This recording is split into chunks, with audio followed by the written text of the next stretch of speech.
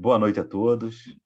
De novo, nós aqui num trabalho de divulgar a doutrina e agradeço a Evaíra aí por ter me dado essa oportunidade novamente.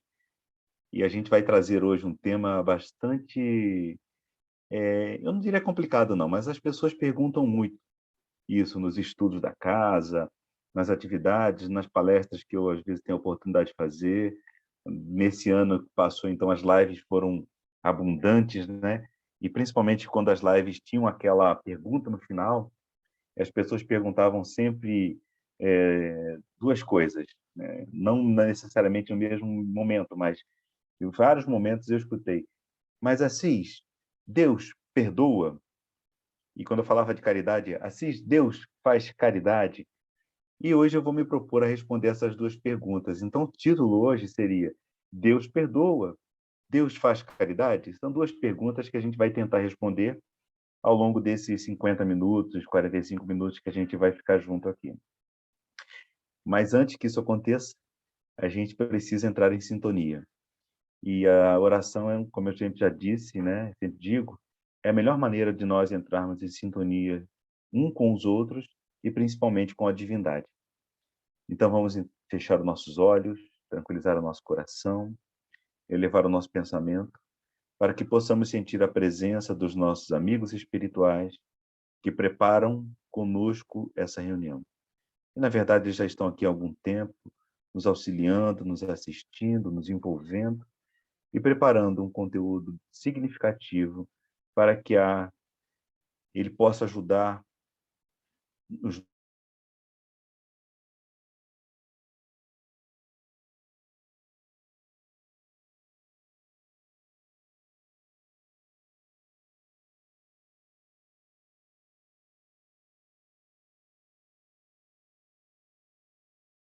através de uma dificuldade, através de uma alegria, através de um problema difícil e através de uma solução fácil. São sinais que nós temos para o progresso do nosso espírito. Com tua luz e com tua paz, iniciamos a nossa reunião da noite. Então vamos lá. Antes de falar do se Deus perdoa ou se Deus faz caridade, a gente precisa falar de duas questões que estão no Livro dos Espíritos, questões que são amadas aí pelos palestrantes, né? A primeira questão do Livro dos Espíritos, onde Kardec pergunta: o que é Deus? E a resposta ela é muito sucinta e muito profunda, porque é difícil a gente expressar o que é Deus, é difícil a gente entender o que é Deus. Santo Agostinho fala assim: se me perguntarem o que é o amor, eu não sei, mas se não me perguntarem, eu sei. Eu vou parafrasear Santo Agostinho e dizer assim: se não me perguntarem o que é Deus, eu sei, mas se me perguntarem, eu não sei explicar. Mas os espíritos conseguiram explicar Deus.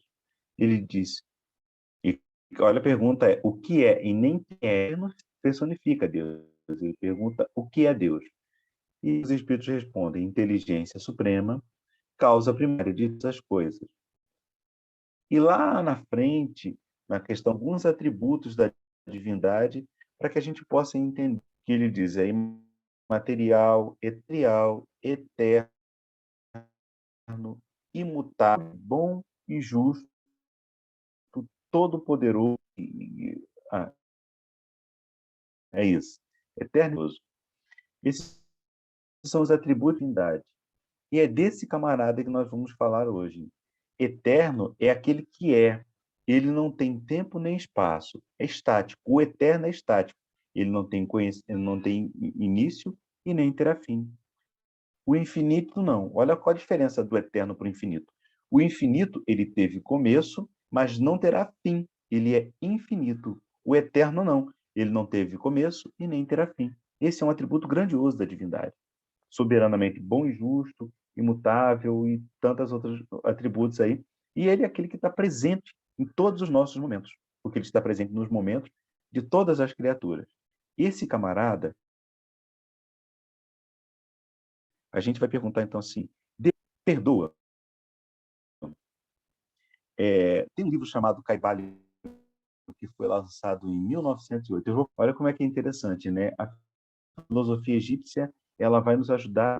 Eu posso pegar o evangelho, mas eu quero trazer um pouco dessa filosofia para mostrar que o conhecimento se expande além das fronteiras da nossa doutrina, né? A doutrina, para mim, é fabulosa, é grandiosa e extremamente necessária. O conhecimento vai além dessa nossa doutrina. Espírita, amai-vos, eis o primeiro ensinamento. Instruí-vos, eis o segundo ensinamento. Essa instrução, os Espíritos não dizem, instruí-vos somente de espiritismo.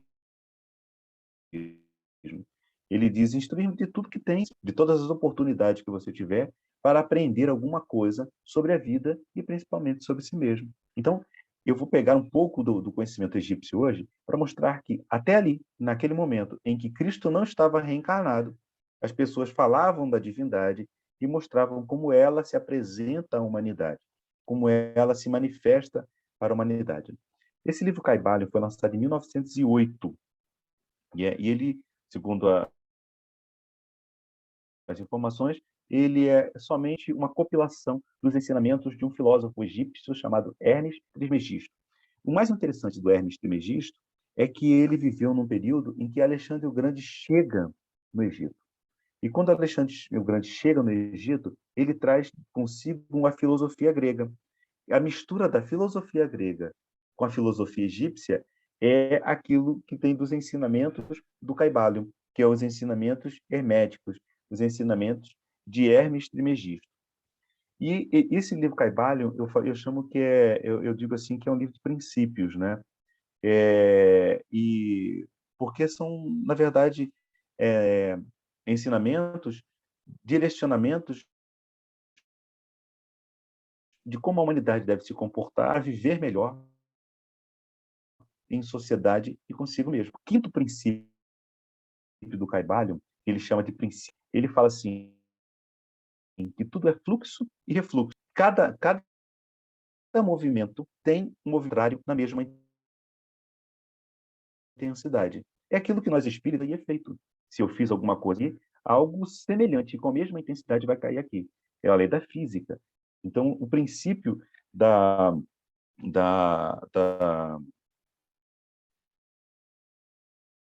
do, do, do, do fluxo do refluxo, né? Ele faz com que um objeto, um exemplo clássico disso, é o pêndulo. Quando de um lado e solta o pêndulo, ele volta, ele vai fazendo esse movimento até que ele num ponto específico, da esquerda para a direita com a mesma intensidade. Ele vai na mesma altura, mas ele volta pouco a pouco perdendo a força até chegar a um ponto de equilíbrio. Né? Esse princípio, os egípcios, e Hermes Trismegisto principalmente, fala que é o princípio do ritmo. Por quê? Toda vez que eu faço algo a alguém, esse alguém recebe com a mesma intensidade e pode me devolver com a mesma intensidade. E no momento em que eu sou magoado, eu estou no mesmo nível daquele que se propôs a magoar. Então, perdão tem necessariamente a ver com o que de mal me fez mal, me magoou, mas eu consegui superar essa mágoa, simplesmente vou te perdoar. Se a gente pensar nessa balança como o princípio do ritmo, se Deus estiver no meio do pêndulo, ele é igual a nós. Ele deixa de ser eterno, ele perdeu um atributo. Ele deixa de ser imutável, perdeu outro atributo. Por quê? Porque ele fica o balanço das nossas emoções, ou das suas emoções. É como se a gente pensasse assim, sabe quando é por alguém? E aí a gente começa a olhar aquela pessoa, a gente comenta fantasias, né? O momento que eu falo é um sentimento extremamente perigoso, e ele é extremamente maléfico, porque ele suscita outros sentimentos, incentiva outros sentimentos ruins dentro de nós. Um desses sentimentos que a mágoa promove é o sentimento de vingança. Toda vez que eu estou magoado com alguém, eu quero me vingar dele, mesmo que seja uma vingança velada. É aquela história assim, aí atropelam alguém na rua assim, tomara que seja fulano. Mal não, mas tomara que seja ele, porque ele merece, ele merece. Ou aquele camarada que fez mal a alguém, nós não gostamos, se dá mal em um negócio, ou doença, ou qualquer outra coisa, mas ele mereceu, sabe? Então, esse sentimento de vingança aguça a nossa imaginação e a gente começa a criar maneiras de como fazer aquele camarada se dar mal, só acalmar aquele meu sentimento de mágoa. Pensa assim? Vamos imaginar Deus pensando: olha lá o Assis, fez só para me magoar, né? Olha lá o que está fazendo aqui. Ele está arrumando confusão com a esposa, tá brigando com os filhos só para me magoar. Ele sabe que eu não gosto. Vocês acham que Deus está no mesmo balanço de emoção que eu estou? Porque a minha esposa pode pensar isso. Eu posso pensar isso dela, né? Sai uma briguinha aqui no quarto e de repente eu vou lá e brigo com as crianças. Está brigando com as crianças só para se vingar de mim, tá certo? Eu posso sentir isso. Por quê? Porque eu sou humano. Eu estou no mesmo balanço das emoções volúveis que eu sinto, porque é a minha condição de humanidade e a minha condição de entendimento. Deus não está sujeito a esse balanço. Deus não está sujeito a esse movimento. Por quê? Porque ele vai além desse movimento. Para que eu neutralize esse movimento de esquerda e direita do pêndulo, eu preciso estar acima dele. Eu preciso ser o fiel da balança. Deus é o fiel da balança. O ponto onde o pêndulo fica. Ele não se move para a esquerda nem para a direita. Ele é o ponto. Ele é que faz com que esse movimento aconteça e ele é que vai determinar quando esse movimento pare. Ele é eterno. O movimento estático.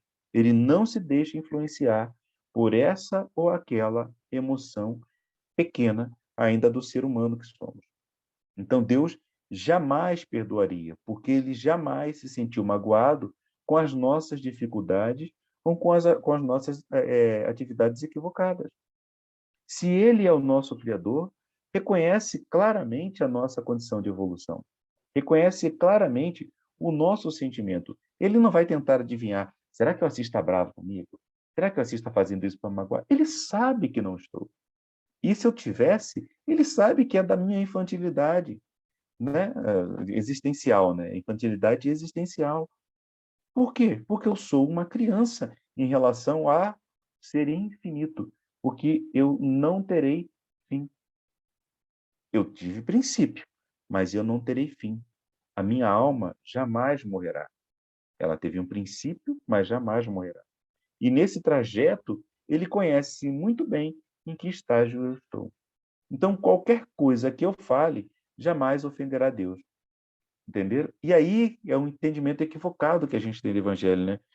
Que a gente diz assim: com Deus não se brinca, com Deus não se magoa. Como se Deus ficasse bravo com a minha dificuldade e quisesse se vingar de mim. Isso está infestado aí na nossa literatura, né? Na nossa literatura, não, desculpa. Infestado aí no nosso movimento, principalmente nesse período de pandemia que a gente viveu, né? Mas eu, se falei, vocês vão ter que engolir de novo. Você pega num desfile de carnaval, o diabo arrastando Jesus, parece que, como eu não assisto desfile, não me apetece muito, e também não tem nenhuma crítica para quem assiste, tá? Mas é que não me apetece muito. Mas eu vi uma cena em que as pessoas colocaram isso muito, em que o diabo arrasta Jesus. Aí ó, a descrição da imagem é: com Deus não se brinca. Depois desse carnaval, olha a desgraça que se debruçou sobre a terra. Quer dizer, ele veio com uma vingança pesada sobre a humanidade. Se ele fez isso, ele está se vingando de mim, que não fiz nada disso com ele. Ele está se vingando de você, do meu vizinho, da minha esposa, que jamais agredimos a Deus naquele momento. E aqueles que perderam parente por conta dessa dificuldade, dessa doença, e jamais pensaram nesse movimento, né, de ver Deus sendo arrastado, Jesus, eles colocaram Jesus sendo Deus, né, a mesma pessoa. Será? Será que Deus é tão mesquinho assim e não sabe distinguir quem fez e quem não fez? E ele quer se vingar e se vinga de todo mundo? É aquela brincadeira que eu fiz no começo para vocês, aquela conversa, né? Eu briguei com a minha esposa, eu vou me vingar nos meus filhos. Vou lá brigar com os meus filhos, já que eu não posso brigar com ela, eu vou lá brigar com meus filhos. Vou lá dar umas pancadas nos meus filhos. Sabe quando o camarada briga com a esposa e vai lá dar uma chinelada no filho? Deus está fazendo isso comigo. Ele brigou com o carnavalesco que veio dar chinelada em mim, que não tive nada. Da Covid, as 2 vezes que teve, eu peguei as 2 vezes, só não peguei essa terceira, eu nem sei por quê, né? Mas por que que eu fui vítima disso? Seja mais, eu pensei nessa cena. Então, Deus está longe dessa mesquinhez de sentimento. Ele não fica magoado e, portanto, não quer se vingar. Nós, sim, nós ficamos magoados e queremos nos vingar. E aí o perdão é excelente para nós. Por quê? Quando eu perdoo, eu me livro dessa, eu retiro esse sentimento ruim que está dentro de mim e começa a fazer com que eu tenha outros sentimentos, e aí eu deixo de viver a minha vida para viver a vida do outro. Eu deixo de viver os meus sentimentos para prestar atenção no sentimento do outro. Toda vez que ele tem sucesso, eu fico mordido. Toda vez que ele tem fracasso, eu fico feliz. Então, a minha sensação e a minha condição de felicidade ou infelicidade está intimamente ligada com o movimento do outro. Eu já não tenho mais minha vida. Eu vivo só por ele. É isso que os obsessores fazem na nossa condição de evolução. Eles vêm, nos perseguem, tentando se livrar, tentando imputar a nós uma dificuldade que eles ainda sentem. Quando nós fomos obsessores, porque nós somos obsessores, já fomos obsessores, né? Às vezes a gente é obsessor de encarnado para encarnada, né? Eu falo que a minha esposa, depois que descobriu meu nome, virou minha obsessora, né? Assis, Assis, aí tudo tô eu aqui em casa. Então ela fica me obsidiando para fazer as coisas aqui de casa. E eu já falei para ela, não precisa. Se eu disse que vou fazer, eu vou fazer. Não precisa me lembrar de 6 em 6 meses. Eu vou fazer. Então, essa é a ideia que a gente precisa se livrar.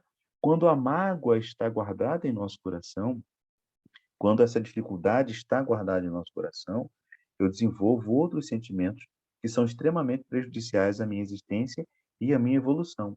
A mágoa me para, eu fico parado no momento em que eu estou. Ela estagna a minha evolução. Livrar-se da mágoa é o maior legado que nós podemos deixar aqui na Terra, nessa encarnação, para nós mesmos. No mundo de provas e expiações, eu vim aqui para me livrar dessa mágoa, dessa dificuldade. Reencarno com espíritos que eu fiz mal e que fizeram mal a mim, uma encarnação passada que hoje temos a oportunidade de estar juntos, a oportunidade de resgatar um momento de felicidade em que nos encontramos num período passado. E isso é mais importante na nossa existência. É mais importante eu entender o que está acontecendo à minha volta e entender o que está acontecendo comigo do que entender o sentido da vida para a humanidade como um todo. Sabe aquele mendigo que tem a solução econômica para o mundo, mas vive na mendicância, né? Tem uma história dessa que quando encontraram um mendigo morto num determinado local congelado, né? Isso é uma lenda urbana, eu não sei se existiu verdadeiramente, ele trazia consigo um formulário, um compêndio de como melhorar a economia do mundo. Ora, ele tinha solução para o mundo, mas não tinha solução para a sua própria dificuldade. Ele tinha solução para os problemas do mundo, mas não tinha solução para os seus próprios sentimentos. Prestemos atenção nos momentos em que nós vivemos. Vivei em vossa época, como deve viver um homem de vossa época, mas fazei com sentimento de pureza que as possa santificar. Nesse princípio do ritmo do Caibalion, o do ensinamento de Hermes Trismegisto, existe um subprincípio que chama princípio da neutralidade. Para eu apaziguar uma dor, eu tenho que estar acima dessa dificuldade. Quando eu entendo isso, comendo isso, eu começo a sair do momento e anulo todo o movimento do pêndulo. Já não há causa e efeito nesse momento para mim. Eu aprendi a lição. Quando eu subo o degrau, essa dor que está acontecendo aqui embaixo, não demais. Essa é a grande sacada do movimento espírita. Essa é a grande sacada do ensinamento espírita para nós. Progresso, progresso e progresso. O progresso me livra do mundo mental daquele que está aqui embaixo. E quando eu subo, eu me livro daquele momento de dor que está aqui em cima, até chegar um momento que essa dor jamais existirá. A gente vai ser mais um trabalhador da seara do Cristo. E depois um trabalhador da seara de Deus. Não, por enquanto somos co-criadores do mundo menor. Um dia seremos co-criadores do mundo maior. E como diz o caminho da luz, né? Um dia seremos Cristo. rezam, primeiro capítulo, né, rezam as tradições do mundo, que na condução de todos os sistemas há uma pleiade de espíritos puros e redimidos, ao qual denominamos Cristo. Eles foram criados assim? Eles foram colocados ali pela mão da divindade? Claro que não. Eles galgaram degrau a degrau até chegar àquela condição. Eles já não são mais trabalhadores do Cristo, mas sim da divindade. Esse é o nosso propósito. Esse é o propósito de anular esse ritmo de fluxo e refluxo. É me aproximar daquilo que é o sol. Eu tinha uma professora de filosofia chamada Lucilena Galvão, ela é viva ainda, né? Ela foi minha professora de filosofia. Quer dizer, ela não foi minha professora, ela deu algumas aulas no curso de filosofia que eu fiz, e ela fala que o fundador, eu esqueci o nome dele agora, ele tinha uma, uma figura de linguagem para mostrar exatamente isso. Ele colocava o Sol e a Terra. Em qualquer posição que a gente esteja na Terra, a gente consegue ver o Sol estático lá em cima. Ele pode até se movimentar, né? Se pôr e tal, mas ele continua lá em cima. A Terra não. A Terra é feita de ondulações. Ela é plana, depois ela tem montes, vales, depois aprofunda, depois um monte de novo. Se eu me identifico com a Terra, eu vou ficar sujeito a essas ondulações. Se eu me identifico com o Sol, eu fico ligado naquilo que é estático, naquilo que é luz. Então, identifiquemos a luz dentro de nós. Esse é o grande propósito. Identificamos a luz guardada dentro do nosso coração e nos permite pendular, um movimento para aquilo que é o propósito do ser humano, que é ser Cristo, que é ser puro, que é estar na condição de criar um mundo e gerenciar esse mundo, suas criaturas, sua geologia, sua filosofia e sua prática de bem e de amor. Esse é o grande propósito de nosso momento aqui na Terra. Um dos grandes, mas eu acho que, para mim, eu digo que é o maior propósito. Se livre da mágoa, se livre da dificuldade, se livre da mágoa do irmão, que você não consegue falar há muito tempo, se livre da mágoa do pai, se livre da mágoa da mãe, se livre da mágoa do filho com o filho. Por quê? Porque esses sentimentos não permitem que você consiga se aproximar daquele coração. A gente não precisa ficar ligado à Terra com as ondulações que a Terra nos permite. Encontremos a luz que está dentro de nós. E aí nós vamos entender que aquele momento, que aquele movimento, que aquele filho fez, que aquele irmão fez, que aquele primo fez, nem foi um movimento de ignorância, de um momento, realmente, de um período da sua existência. Ah, mas ele continua do mesmo jeito, é porque a gente enxerga do mesmo jeito. A gente consegue enxergar do mesmo jeito. É interessante quando você deixa uma criança de 10, 12 anos e só vai ver essa criança 20, 25 anos de idade, já quase um adulto.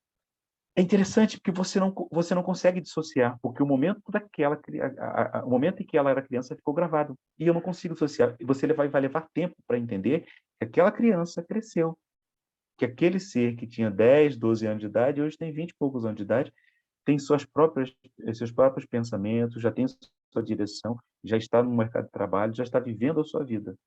Mas ainda consigo enxergar só aquele adolescente, aquele pré-adolescente, ou aquela criança. É difícil a gente ver esse movimento. É a mesma coisa com as pessoas que nos magoam. A gente enxerga ele no momento em que a mágoa foi causada, no momento em que a dor foi causada. A gente não percebe que ele evoluiu. Então a gente diz, continua do mesmo jeito. É a mesma coisa lá. E aí, quando ele faz qualquer coisa que comprove o meu pensamento, viu? Olha lá, não falei? Não falei? Estava disfarçando, olha lá como ele é. Por quê? Porque a gente não consegue se livrar da mágoa. E eu não consigo me livrar daquele momento. Eu fiquei estagnado naquele momento. Eu preciso me livrar disso, sentimentalmente em relação àquela pessoa. É por isso que estamos reencarnados aqui. Esse é o grande propósito da nossa existência. Deus jamais perdoa, porque ele jamais será magoado. Eu devo perdoar todo instante, porque isso faz parte da minha existência. Perdoar, no momento da minha existência, é o mais necessário para a minha evolução. É o princípio do ritmo que eu tenho que neutralizar. Por quê? Porque eu não preciso continuar mais nesse fluxo e nesse refluxo. Hoje eu sou obsidiado, depois de quando eu desencarno eu sou obsessor. Depois eu sou obsidiado, depois eu sou obsessor. Esse fluxo e refluxo da nossa vida precisa acabar. Ele precisa ser eliminado nesse instante. É por isso que nós nos encontramos com a doutrina espírita. Ela disse assim para mim: Assis, você é um espírito reencarnante. Você vai e vem várias vezes aqui na Terra. E eu preciso aprender isso. Eu tento fazer isso. Tem gente que ainda tem uma certa raivinha, um negocinho. Não vou dizer para vocês que eu não tenho um rançozinho de certas pessoas, mas longe de estar na mágoa. Ficou só no ranço. Longe de estar na mágoa. Por quê? Porque isso faz muito mal para mim. E eu sei que faz mal para mim. Então, fez. É o problema dele e continue assim, e eu vou tocar minha vida. Eu já tento não me deixar ser atingido por essas flechas que são colocadas ali. Por quê? Porque é só com o único propósito, estagnar na condição que estou. Eu já perdi muitas encarnações e essa eu pretendo não perder. Eu pretendo continuar com essa encarnação, eu preciso continuar nessa encarnação no meu processo evolutivo. Então, pergunta número 1. Deus perdoa? Não. Por quê? Porque ele não está sujeito às nossas emoções humanas. Ele não é o pêndulo da balança, ele é o fiel da balança. É aquele que é. Ele é eterno e imutável, soberanamente justo e bom e imaterial. Esse é Deus. Então, ele não perdoa. E esse Deus faz caridade? Será? O que a gente entende por caridade? Né? Porque o que a gente entende por caridade é aquele sentimento de ajudar o outro, sabe? E principalmente a gente confunde caridade com assistencialismo, ajudar o outro materialmente. É isso que a gente entende por caridade. Eu me despreendo aqui para ajudar o outro materialmente. Eu vou dar sopa na rua, não estou dizendo que é ruim, é ótimo. Eu vou distribuir sopa na rua, vou participar da campanha do agasalho, eu vou levar uma palavra de conforto ao asilo que está aqui do lado, eu vou levar presente para as criancinhas do orfanato. Pronto, já fiz minha caridade. Você sai de lá renovado, e sai mesmo, tá? Isso é verdade. Você sai de lá com a alma lavada e enxaguada, como dizia Eurico Paraguaçu. Mas será que caridade se resume a isso? Será que caridade é só isso? Tem mais coisas guardadas aí? Lá vai eu de novo. Vamos voltar aqui para a filosofia egípcia. Um, um, um, um engenheiro chamado... Ah, meu Deus, agora me esqueci o nome desse caboclo. Um engenheiro francês que ficou morando no Cairo por volta de 1850. Ele morava no Cairo, ele chamava não sei o que lá Prince, né? Tanto que o papiro, ele estava andando na rua do Cairo e ele viu um papiro sendo vendido por daquelas pessoas lá, aqueles vendilhões ali da rua do Cairo, né? E ele compra aquele papiro. Ele nem sabia o que estava escrito, muito menos que era um papiro valiosíssimo. E leva e compra aquele papiro, foi por volta de 1850, leva aquele papiro para a França e lá ele pede para um egiptólogo ver o que estava escrito. E o egiptólogo toma um susto, né? Por quê? Porque ali estava todos os ensinamentos de um vizir, né? De um grão-vizir da filosofia e do conhecimento egípcio, chamado... como é que era o nome dele? Pau-Tep. Pau-Tep. Então, tem até o livro de Pau-Tep, né? Se vocês conseguirem, eu só vi esse livro em espanhol, eu não vi nenhuma tradução para português agora nesses períodos que eu tenho acompanhado. Tem uma edição em espanhol que dá para a gente ler de alguma forma ali, tá certo? Então, o Papiro de Prince deu origem a esse livro, que é o livro de Pau-Tep, que são os ensinamentos de Pau-Tep. O que esse ensinamento diz? Ele diz, e também, como o ensinamento do egípcio, ele está em princípios, né? Aquilo que é regra para a convivência da humanidade, lá também tem um princípio que é a regra de Marte. A regra de Marte não é a deusa, né? A Marte, né? Na filosofia romana, mas ele se refere a tudo aquilo que dá sentido às coisas e atravessa o universo. A regra de Marte é aquilo que dá sentido às coisas e atravessa o universo. Esse é o ensinamento do vizir Pau-Tep.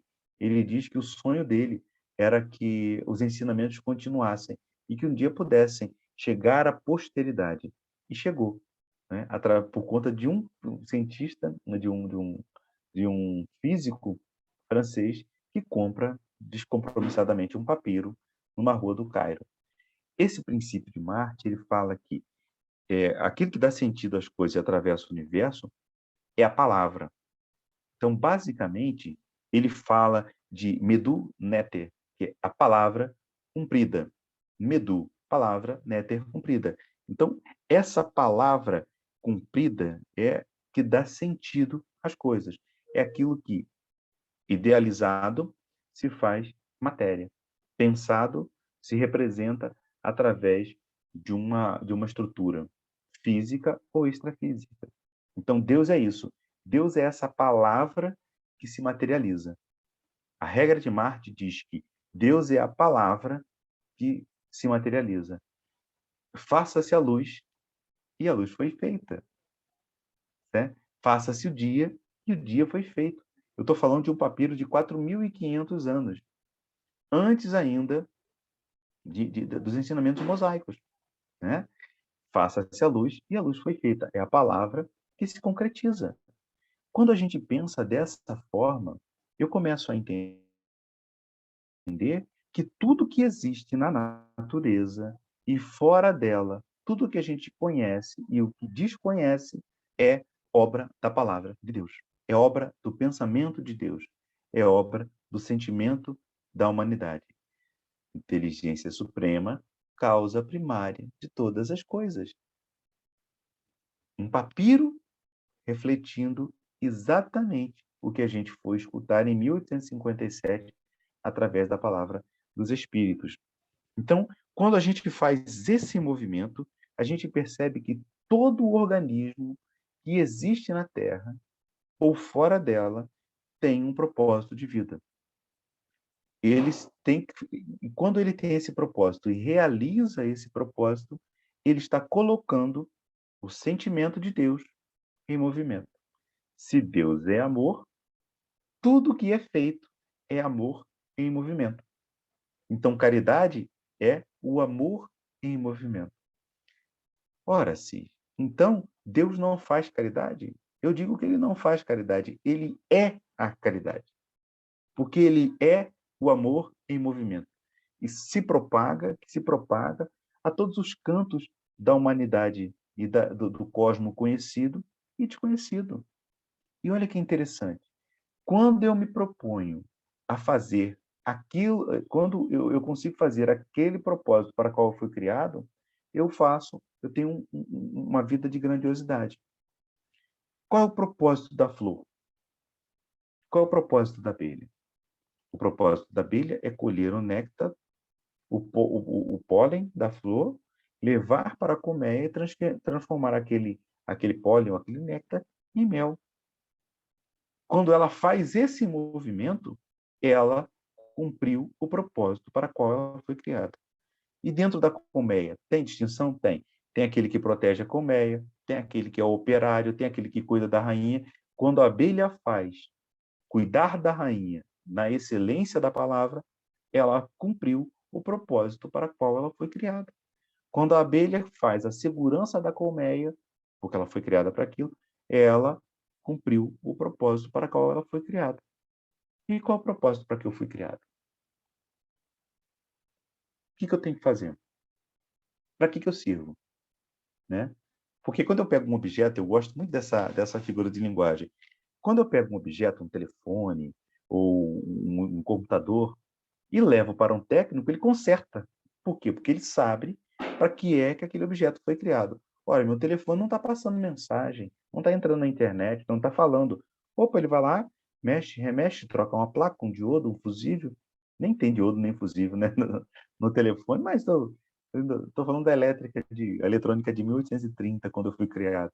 Né? Mas quando ele consegue mexer naquela placa e consegue consertar, por que ele consegue consertar? Ele sabe para que serve aquilo. Quando eu levo um liquidificador, se ele não está batendo e não está fazendo aquele movimento de giro para poder triturar os objetos sólidos ou fazer o movimento dos objetos líquidos que são colocados dentro, ele não está funcionando.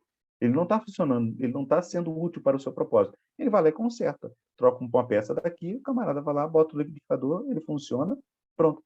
Ele cumpre o propósito para que ele foi criado. E quando você leva o homem para consertar, o que vai consertar? Qual o propósito para que eu fui criado? Como é que ele vai saber se eu não sei nem por que eu fui criado?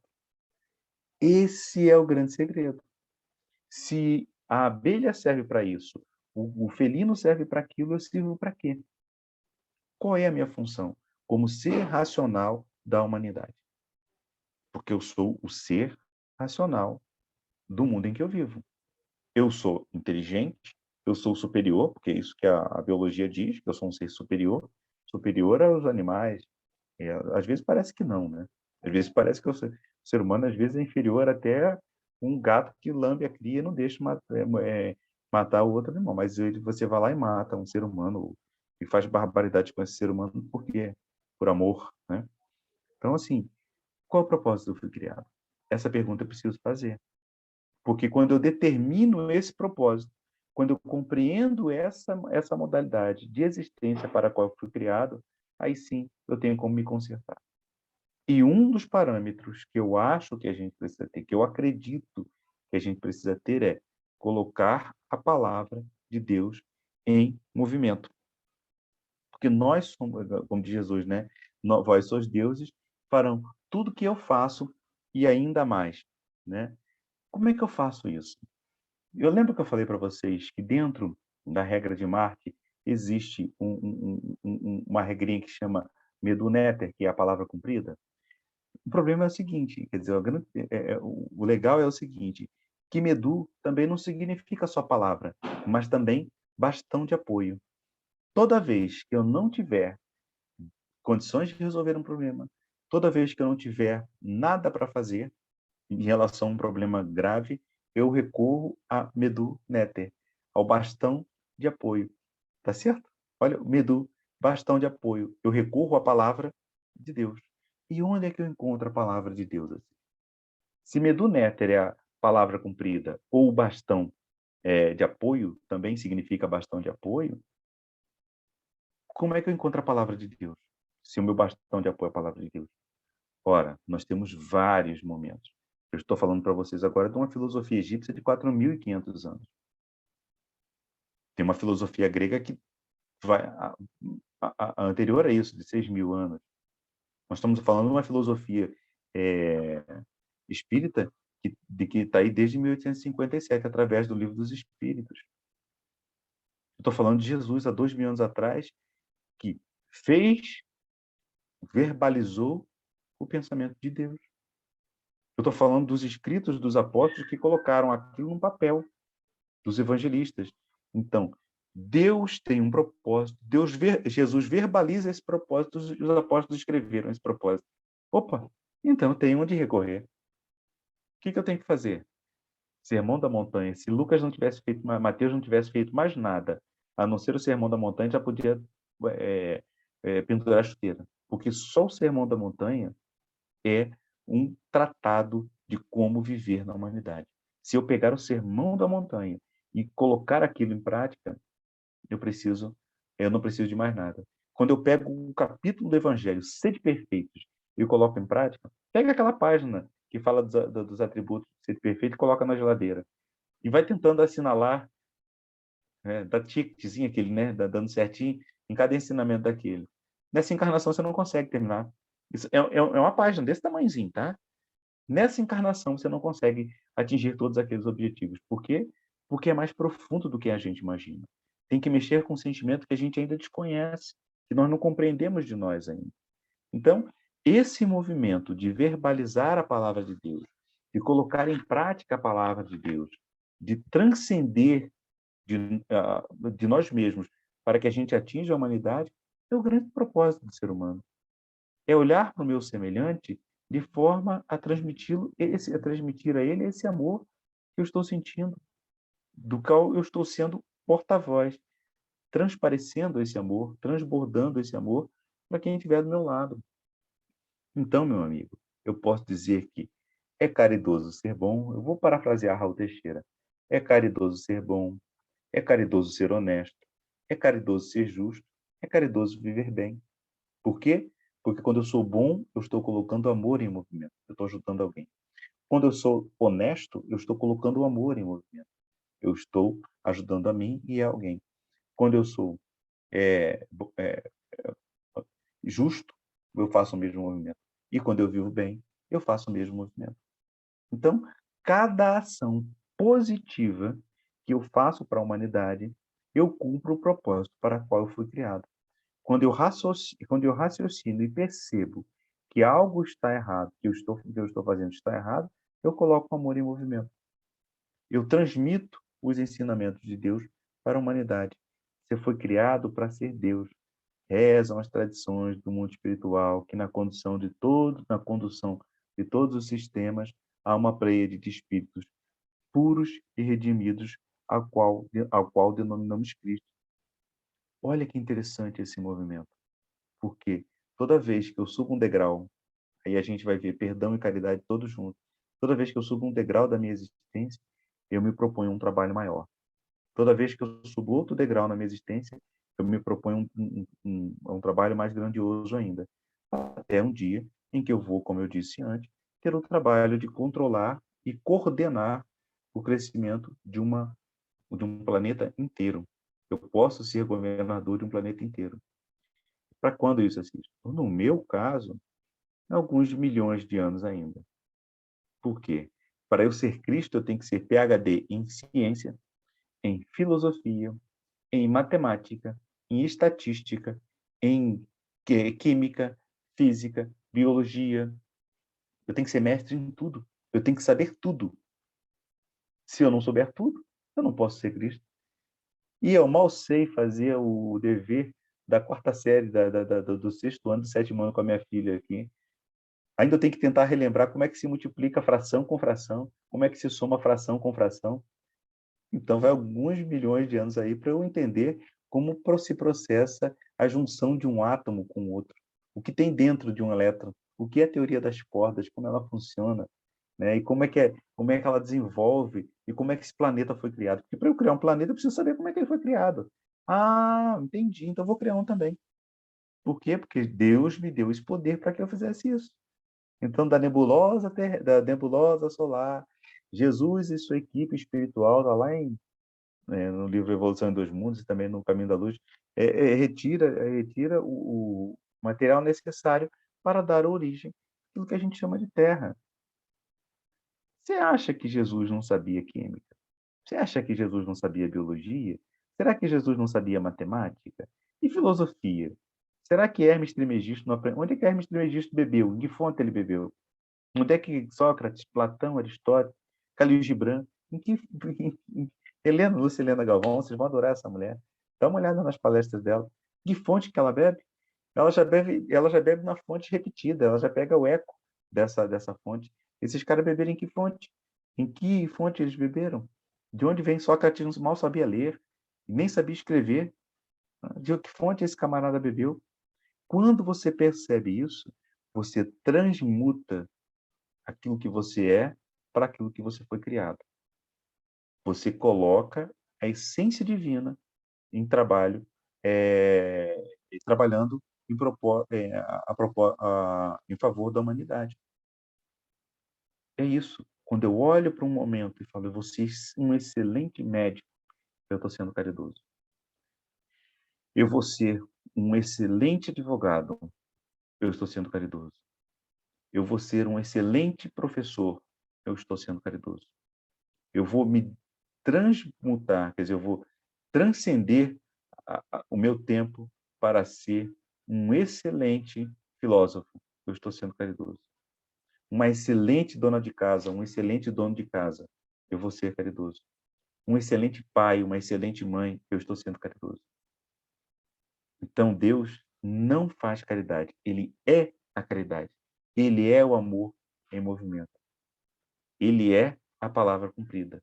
Na verdade, as coisas vistas e não vistas, compreendidas e não compreendidas, elas são a personificação da palavra de Deus. Eles são a materialização da palavra de Deus. Se Deus é amor, esse movimento é o amor em movimento. é a extensão do braço de Deus, estamos mergulhados nesse fluido divino. E isso é muito interessante para nós. Por quê? Porque a gente compreende o propósito para que eu fui criado. Eu fui criado para viver em sociedade. Eu fui criado para ajudar o outro a crescer. Eu fui criado para crescer junto com eles. Fomos criados simples e ignorantes até chegarmos na nossa condição de evolução em que a gente se encontra. E vamos galgar mais um degrau na nossa existência.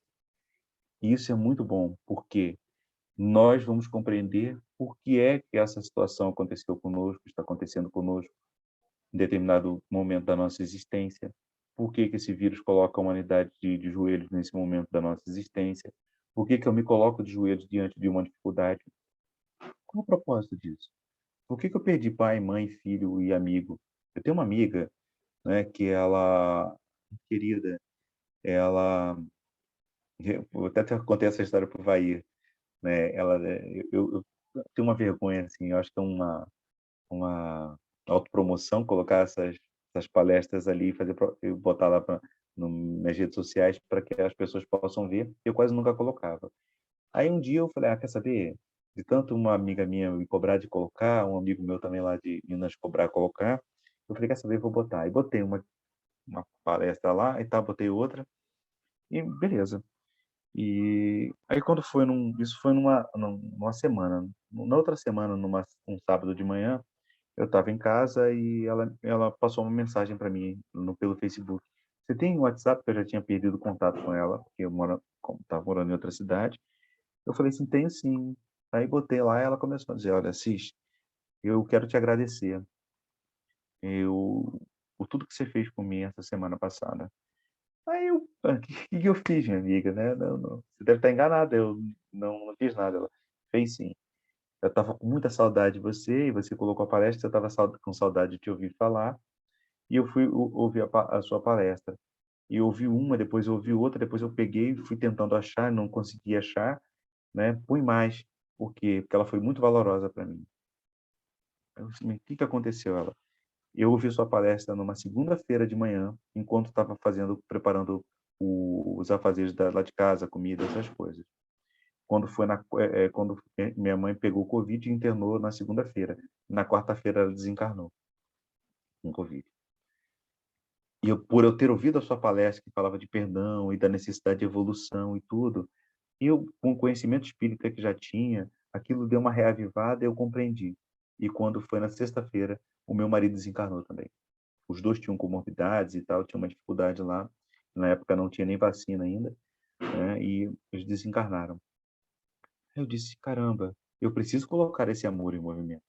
Eu preciso colocar isso ali. Por quê? Porque eu me dispus a estudar. O Evair, a Elzenir, o Marcos, todos os outros que me convidam, se propuseram a me chamar. Então, por que que eu vou ficar guardando isso para mim? Eu vou divulgar para o maior número de pessoas possível. Alguém vai se saborear, alguém vai se aproveitar disso. Por quê? Porque eu me aproveitei. Quando eu estudei isso aqui, eu me aproveitei. Quando eu me propus a falar aqui, e muita coisa de improviso, eu me aproveitei disso. Porque o primeiro a ouvir fui eu. Preciso colocar esse amor em movimento.